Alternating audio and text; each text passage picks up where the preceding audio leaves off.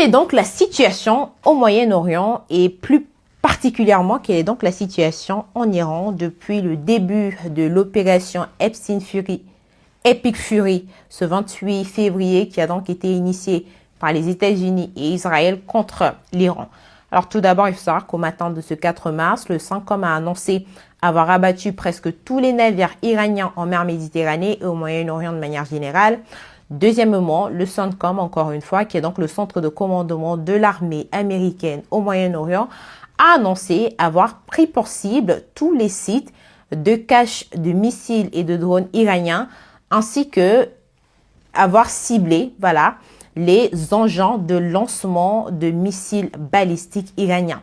Alors, ce sont des informations qui n'ont pas du tout été confirmées côté iranien, mais on sait qu'on a entendu plusieurs explosions ce 4 mars, notamment à Téhéran, des explosions qui ont donc détruit plusieurs bâtiments résidentiels et plusieurs sites gouvernementaux. Alors, côté iranien, qu'est-ce qu'on sait?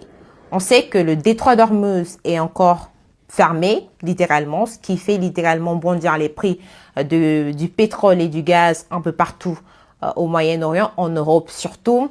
Deuxièmement, le corps des gardiens de la révolution ont déclaré que la lutte continue, mais ils ont surtout déclaré que plus de 60 soldats américains avaient été tués lors de ces représailles, lors de ces frappes par l'Iran. Dernièrement, la Turquie a annoncé avoir abattu un missile au-dessus de son espace aérien, un missile iranien pour être précise. Et bien sûr, l'Iran ne s'est pas prononcé là-dessus. La Turquie a dit se réserver le droit de répondre. Alors, qu'en est-il réellement? On continuera de suivre l'actualité. Dites-moi dans les commentaires ce que vous en pensez.